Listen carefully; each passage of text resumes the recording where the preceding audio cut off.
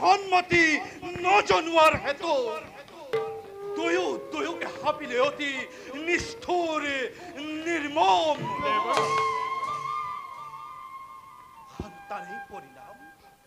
তাৰেই পৰিণাম অভিশপ্ত কচৰে সঞ্জীৱনী মন্ত্ৰই ঠাই পালে বৃষ্টিতিৰ অতল গহ্বৰত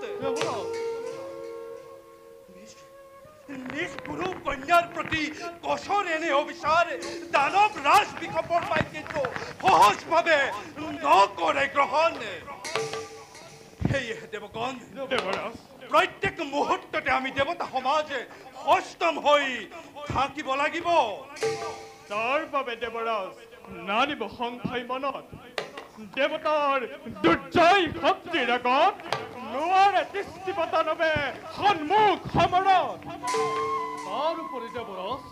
বিশ্বকৰ্মাৰ দ্বাৰা নিৰ্মিত দুৰ্জয় প্ৰাচীৰ ভেদ কৰাটো দানৱৰ বাবে নহব ইমান সহজ বিশ্বাস কৰো মই কিন্তু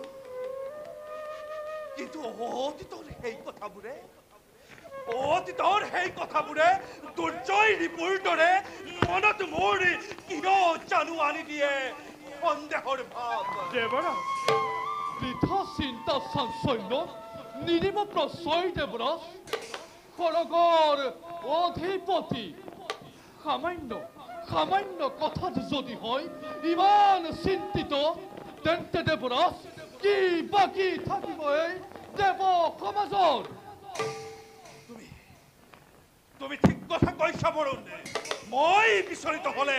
নহব কাৰ্তিক আদেশ কৰা খুৰাপতি তুৰন্তে হজমৰ সুৰ বাহিনীকে অস্তে হস্তে ৰথে গছে সুসজ্জিত হৈ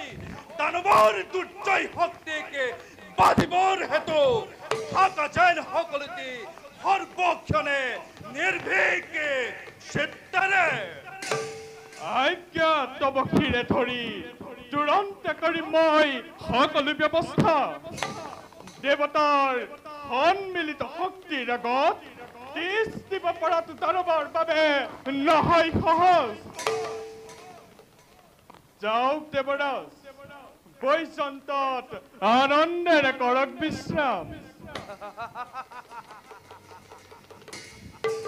সন্তুষ্টিত মই তোমাৰ ভাগ্যত যোৱা দেৱগণে সকলোটি কৰ্তব্যতে অগ্ৰসৰে অমৰাৱতীৰ চৌদিশে অত্যাধিক প্ৰহৰীৰে কৰিবা ব্যৱস্থা ভংগ হল সভাই মানতে